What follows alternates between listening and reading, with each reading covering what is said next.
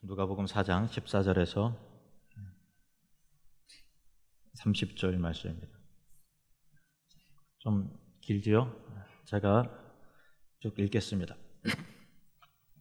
예수께서 성령의 능력으로 갈릴리에 돌아가시니 그 소문이 사방에 퍼졌고 친히 그 여러 회당에서 가르치심에 뭇 사람에게 칭송을 받으시더라. 예수께서 그 자라나신 곳 나사렛에 이르사 안식일에 늘 하시던 대로 회당에 들어가서 성경을 읽으려고 서심해 선지자 이사야의 글을 들이거늘 책을 펴서 이렇게 기록된 데를 찾으시니 곧 주의 성령이 내게 임하셨으니 이는 가난한 자에게 복음을 전하게 하시려고 내게 기름을 부으사 나를 보내사 포로된 자에게 자유를 눈먼 자에게 다시 보게 함을 전파하며 눌린 자를 자유롭게 하고 주의 은혜의 해를 전파하게 하려 하심이라 하였더라.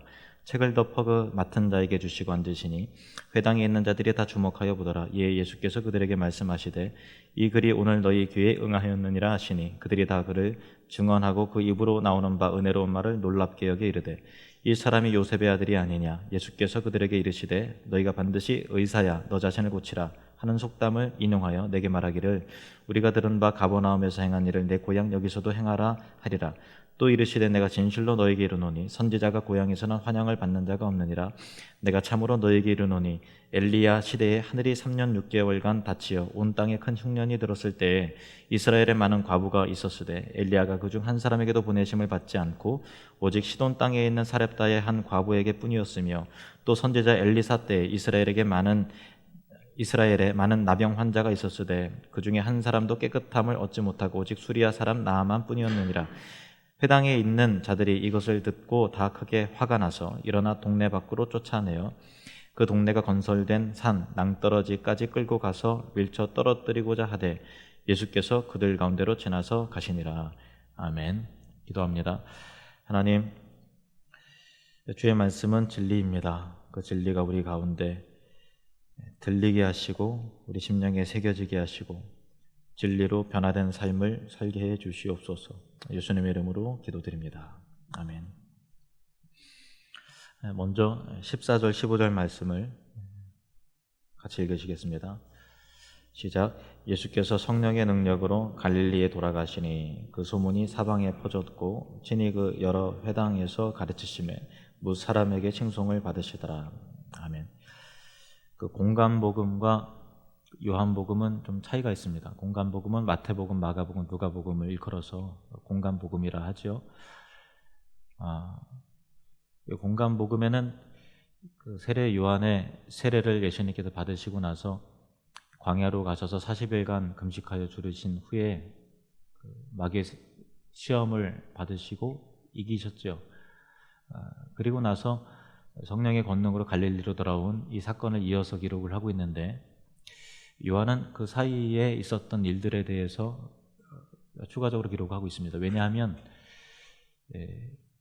요한만큼은 그 처음에부터 예수님을 따라다녔던 사람이니까 다른 제자가 알지 못했던 그 상황 속에서 요한은 보고 듣고 같이 경험한 것들이 더 있었지요. 그래서 갈릴리 사역 이전에 처음에 가나 혼인잔치, 그 다음에 또 가나 혼인잔치에서 물로 포도주를 바꾸신 사건, 그리고 유대로 내려가시고 예루살렘 성전에 이르셨을 때 제1차 성전 청결 사건, 또 그 일을 통해서 많은 사람들이 예수님을 주목하게 되었고 바리새인이었던 또 사내들인 공회원이었던 니고데모가 밤에 예수님께 찾아왔죠.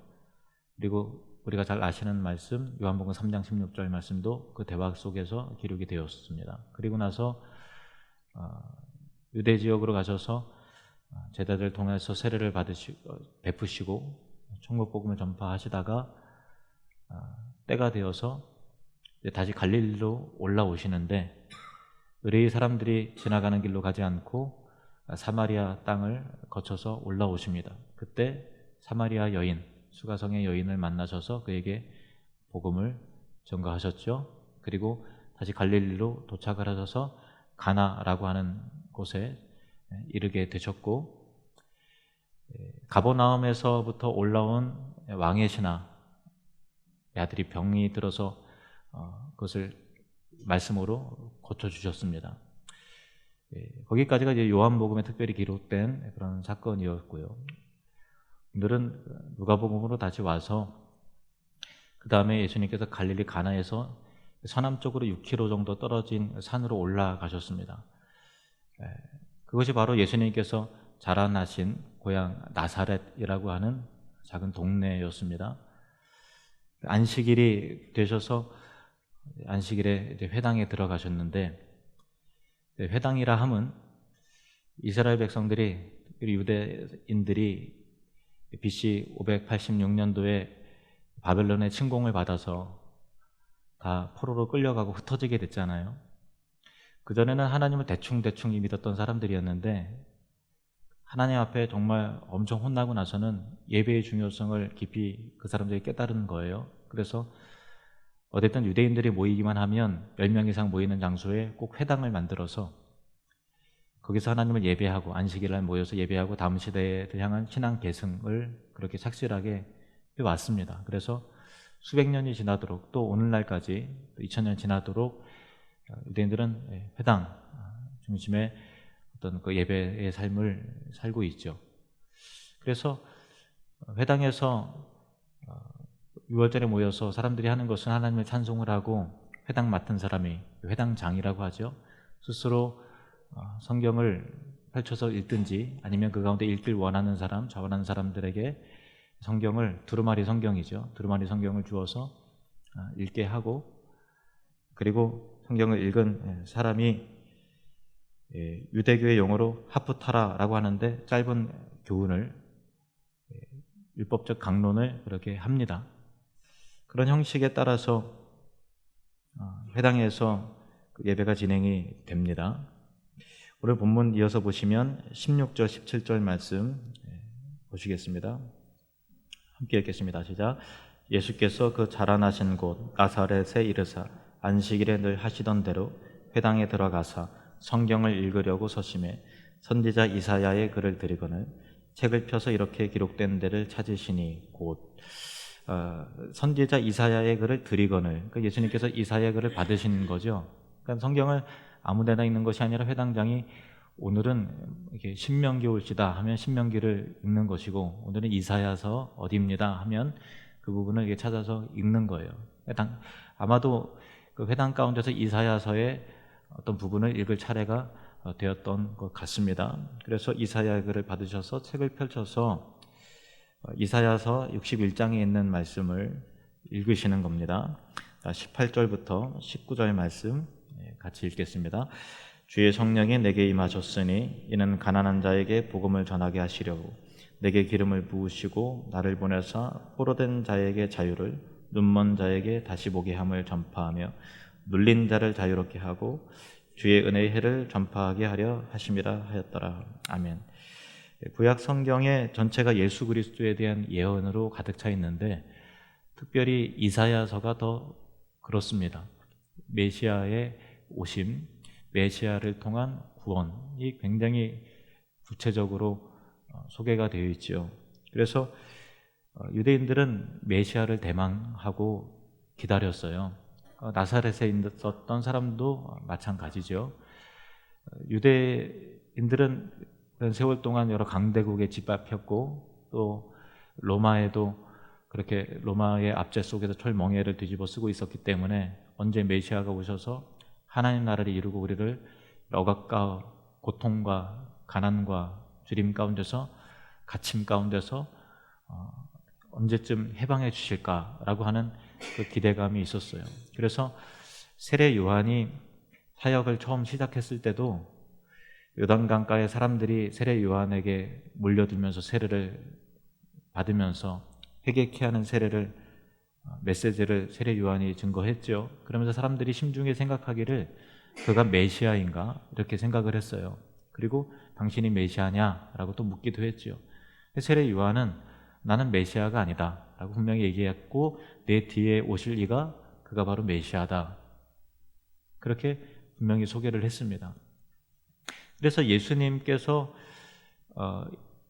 이 갈릴리 사역을 이때 이제 본격적으로 시작하실 때 앞서 말씀드렸다시피 그 요한의 기록을 통해서 유대 지역과 또 사마리아 지역과 여러 사역들이 이미 그 수개월간에 걸쳐서 있었기 때문에 예수님의 소문이 그 지역에 많이 나 있었던 그런 상황이었고, 아마 메시아일 것이다 라는 생각도 있을 것이고, 아니다 하는 사람도 있을 것이고, 어쨌든 그가 여러 가지 기적과 이사를 보이시고 말씀의 권능 있게 힘 있게 전파하심을 바라보면서 메시아에 대한 기대감이 있었던 거예요. 그 기대감과 소망에 대한 그 소문이 나사렛 사람들도 그렇게 들었던 것이죠. 그런 상황 가운데서 예수님께서 나사렛 자기 고향 땅 거기를 방문하셔서 회당 가운데서 말씀을 읽으시고 이사야서 말씀을 읽으시고 이사야 61장의 그 메시아에 대한 예언의 메시지를 읽으시고 나서 20절 21절 말씀 같이 읽겠습니다. 시작. 책을 덮어 그 맡은 자에게 주시고 앉으시니 회당에 있는 자들이 다 주목하여 보더라. 이 예수께서 그들에게 말씀하시되 이 글이 오늘 너희 귀에 응하였느니라 하시니. 아멘. 이 글이 오늘 너희 귀에 응하였느니라. 그러니까 너희가 메시아를 고대하고 그렇게 기다렸는데 너희 귀에 응하였다라고 하는 것은 인자가 바로 하나님께서 약속하신 그 메시아다라는 그런 말씀을 하신 거지요. 그러니까 그 이야기를 들은 사람들의 반응이 그토록 기다렸던 메시아지만 메시아가 왔다고 하니까 안 믿는 거죠. 22절 말씀 같이 읽겠습니다. 그들이 다 그를 증언하고 그 입으로 나오는 바 은혜로운 말을 놀랍게 여겨 이르되 이 사람이 요셉의 아들이 아니냐. 우리가 요셉도 알고 마리아도 아는데 너가 어려서부터 우리가 잘 아는 걸 다 알고 있는데 뭐라고? 메시아일 리가 있느냐. 자기가 이미 그를 잘 알고 있다라고 하는 편견, 어떤 가장 가까이 지켜봤다라고 하는 어떤 그 가벼운 알량한 지식, 그러나 그것을 스스로 모르고 있는 거죠. 그 편견으로 인해서 믿으려고 하지 않는 그 모습을 보이고 있는 것이죠. 내가 이미 잘 알고 있다는 것이 바로 믿음의 걸림이라는 것입니다. 실제로 우리 삶 가운데서 여러 사람들을 만나고 보면 아예 예수를 모르는 사람이 예수님을 잘 믿어요. 근데 어설프게 믿는 사람, 내가 과거에 신앙생활 좀 해봤지, 나도 성경 읽어봤다고, 그래서 그 인터넷 뒤적거리면서 이리저리 들었던 보고 들은 파편적인 지식을 통해서 그런 안다고 하는 사람들이 실제 믿음이 없는 경우가 굉장히 많이 있습니다. 우리가 그런 것을 경계하고 두려워해야 돼요. 우리가 믿는다고 하지만, 안다고 하지만 실제로 알지 못하지만 안다고 교만해져서 알지 못하는 자가 되지 않도록, 믿는다고 하지만 교만해져서 실제로는 믿지 않는 자가 되지 않도록 우리 스스로를 그렇게 겸손하게, 말씀 앞에 겸손하게 자기를 낮춰야 되는 것이죠. 말씀드렸다시피 어설프게 알고 있는 사람들이 믿음에 대해서 더 강박하지요. 지금 나사렛 사람들이 지금 그러고 있는 것이고, 야, 우리가 너를 잘 아는데, 네 부모도 잘 아는데 메시아라고? 그럴 리가 있느냐 하고서 빈중거리는, 그때는 믿지 않음과 배척하는 마음 꿰뚫어 보시고 이렇게 이어서 말씀을 하십니다. 23절에서 24절 말씀 함께 읽겠습니다. 예수께서 그들에게 이르시되 너희가 반드시 의사야 너 자신을 고치라 하는 속담을 인용하여 내게 말하기를 우리가 들은 바 가버나움에서 행한 일을 내 고향 여기서도 행하라 하리라. 또 이르시되 내가 진실로 너희에게 이르노니 선지자가 고향에서는 환영을 받는 자가 없느니라. 아멘. 그 이야기를 들은 사람들이 마음속으로 생각하는 것을 예수님께 아시고 말씀하시는 거예요. 의사야 너 자신을 고치라. 그러니까 가버나움에서 행한 일을 내 고향 여기서도 행하라. 요한복음의 가버나움에 있었던 죽어가는 그 왕의 신하의 아들 고쳐주셨잖아요. 그 소문을 다 들은 거예요. 그리고 가나에서 가나 혼인잔치에는 물로 포도주를 바꾸시고 또 말씀으로 왕의 신하의 아들 고치시오 한 것이 6km밖에 떨어져 있지 않기 때문에 다 그런 소문을 들은 거죠. 소문을 들으면서 그럴 리가 있느냐, 그럴 리가 있느냐 하면서 의사가 네 몸도 못 고치면서 어떻게 남의 몸을 고치려고 하느냐, 네 고향에서 한번 기적을 행해봐라. 그럼 우리가 믿어주마. 그러니까 너가 기적과 이적을 여기서 행해서 보여주면 내가 믿어주마. 이렇게 해서 좀 믿는 자가 되는 것이 아니라 선심 뜨듯이 야, 내가 그렇게 하면 믿어주마 라고 하는 것으로 어떤 그 교만한 자세를 나사렛 사람들이 취하고 있는 것이죠. 기적을 통한 증명을 요구하고 있는 것이고 그러면서 배척을 하고 있는 거예요. 예수님께서 유대 사역을 마치고 갈릴리로 처음 올라오셨을 때 갈릴리 사람들이 환영했죠. 우리가 보기에는 아무런 문제가 없었는데 예수님께서는 그들의 중심을 보시고서 그들이 표적과 기사가 아니고서는 도무지 나를 믿지 못한다라고 말씀하셨어요. 왕의 신하도 예수님께 찾아와서 내 아들을 고쳐주소서라고 간청을 했지만 동일하게 말씀하셨어요. 요한복음 4장 48절 말씀 보실까요? 시작. 예수께서 이르시되 너희는 표적과 기사를 보지 못하면 도무지 믿지 아니하리라.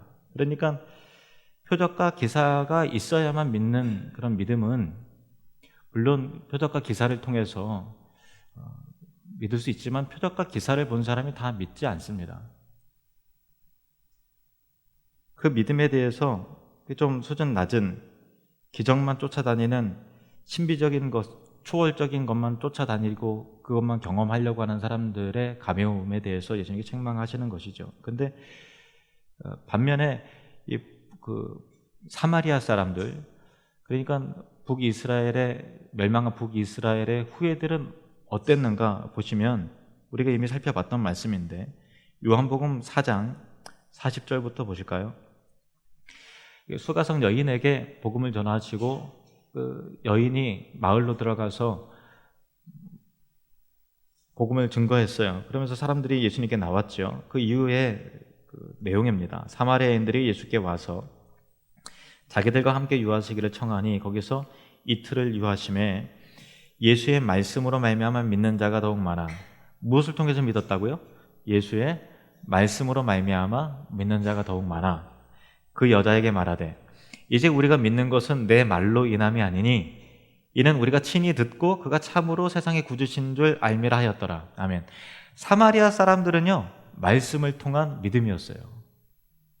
그게 진짜 믿음이라는 거예요. 말씀을 통한 믿음. 그런데 유대인들은 그걸로 믿는 게 아니라 좀 더 확실한 자기 증명을 해다오 라고 하면서 더 확실한 기적을 보여주면 내가 믿으마 뭐 이렇게 나오는 거죠. 그런데 우리가 오해하거나 착각하면 안 되는 것이 그 기적을 통한 믿음, 하나님 정말 내 가운데 정말 하나님의 살아계심을 기적적으로 한번 막 보여주시고 내 삶이 뒤집어지는 역사가 나타나면 그때 하나님 확실하게 믿겠습니다 라고 하잖아요. 어떤 초월과 이적의 경험함을 통해서 확신하게 되는 것이 우리의 믿음을 더욱더 견고하게 하리라 생각하지만 그러나 그것은 사실이 아닙니다. 왜냐하면 성경이 이렇게 말하고 있어요. 로마서 10장 17절 말씀 같이 읽겠습니다. 시작. 그러므로 믿음은 들음에서 나며 들음은 그리스도의 말씀으로 말미암았느니라. 아멘. 믿음은 기적에서 나는 게 아니에요. 믿음은 경험에서 나는 게 아니에요. 믿음은 들음에서 나는 거예요. 그래서 여러분 삶 가운데서 하나님 살아계심을 기적적으로 한번 보여주십시오라고 요구하기 전에 말씀을 통해서 살아계시는 하나님의 임재를 경험하시는 그런 은혜가 있기를 주님의 이름으로 축원합니다. 믿음은 들음에서 나며 들음은 그리스도의 말씀으로 말미암았느니라. 말씀이 그리스도의 말씀이라는 거예요. 그리스도의 말씀.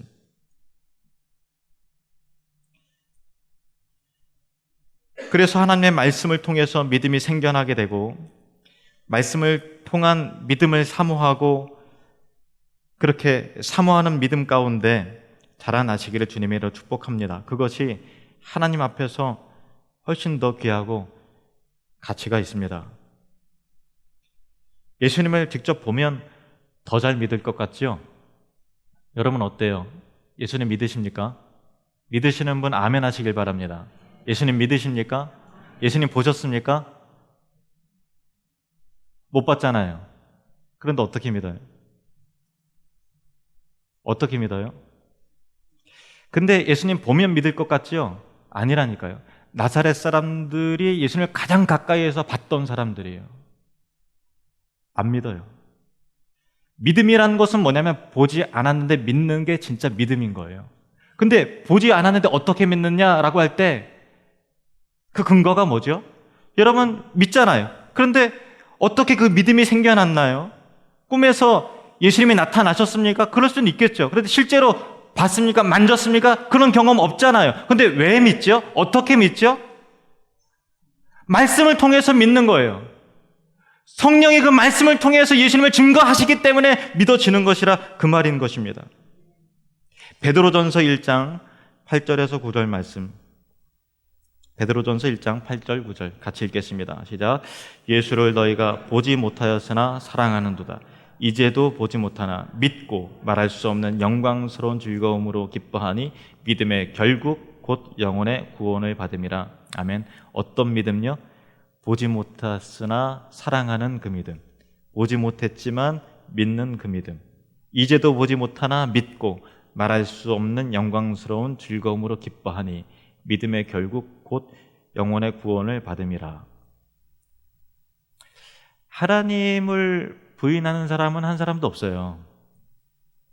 하나님을 믿지 않는 사람도 다 실은 다 하나님을 믿고 있어요. 근데 그 하나님을 일컬어서 저 태양이 하나님이다, 아니면 저 알라가 하나님이다, 석가모니가 하나님이다 등등 위대한 어떤 아무개가 하나님이다, 또 오래된 나무가 하나님이다, 우리 조상이 하나님이다 라고 해서 나름대로 신을 각자 다양한 방법으로 그렇게 하죠. 그것을 일컬어서 이게 하나님이다 라고 해서 자기 나름대로 추측해서 하나님을 믿는 것을 일컬어서 우상이라고 그러는 거예요. 우상입니다. 그럼 어떻게 하나님을 믿어야 되는 거죠? 우리 지식으로는 하나님을 알 수 없기 때문에 하나님께서 하나님에 관해서 우리의 눈을 열어서 계시하시고 말씀을 통해 자기 자신을 보여주셨어요. 그래서 하나님을 믿는다라는 것은 알고 믿어야지, 내가 상상해 대충 믿는다고 하나님 믿는 게 아니에요. 그건 우상이에요. 알고 믿으려면 그 계시의 말씀을 믿어야 되는 거예요. 계시의 말씀을 들어야죠. 그래서 하나님을 믿는다는 것은 말씀을, 그 입에서 나오는 말씀을 믿는다는 것과 똑같은 거예요. 그분의 말씀을 안 믿는데 어떻게 하나님을 믿죠? 그분의 말을 안 믿는데 어떻게 하나님을 믿는다고 합니까? 중요한 것은 하나님을 믿는 사람은 그의 말씀을 믿죠. 근데 그의 말씀은 예수 그리스도에 관해서 처음부터 끝까지 그렇게 말씀하고 계시다라는 거예요. 그래서 하나님의 말씀을 믿는 사람은 하나님을 믿는 것이고, 하나님을 믿는 사람은 그의 보내신 자 예수 그리스도를 믿을 수밖에 없죠. 말씀 자체가 예수 그리스도를 증거하기 때문에 그런 것이죠. 믿음은 들음에서 나고 들음은 그리스도의 말씀으로 말미암았느니라 라는 거예요. 요한복음 1장 1절 말씀입니다. 시작. 태초에 말씀이 계시니라. 이 말씀이 하나님과 함께 계셨으니 이 말씀은 곧 하나님이시니라. 아멘. 태초부터 말씀이 계셨어요. 이 말씀이 하나님과 함께 계셨어요. 그 말씀이 하나님이래요. 그러니까 하나님을 믿는다는 것은 말씀을 믿는다는 것이고, 말씀이 육신이 돼 이 땅 가운데 거하신 예수 그리스도를 믿는 것이 곧 하나님을 믿는 것이에요. 나사렛 사람들은 자기들이 회당에 모여서 그렇게 말씀을 읽고 듣고 했어요. 강론도 펼치고 했어요. 하나님의 말씀을 믿는다고 했어요. 아멘. 메시아의 오시옵소서 대망한다고 했어요. 그런데 실제로 나타나니까 안 믿는 거예요. 그 말씀이 현실이 되자 그들이 말씀을 결국 믿지 않음이 드러나게 되었다라는 것입니다. 메시아를 대망한다고 했지만 실제로 메시아를 보내주시자 그 메시아를 배척하고 말았어요. 어떻게 그럴 수가 있느냐라고 하는 것이죠. 그들의 믿음은 추상적인 믿음이었어요. 이상적인 믿음이었어요. 현실 가운데 뿌리 내리는 그런 믿음이 아니었던 것입니다. 우리도 스스로 점검해야 되는 것입니다. 나는 말씀에 의한 믿음인가? 하나님의 말씀을 온전히 믿는, 그래서 예수를 향한 진실한 그런 믿음의 사람인가?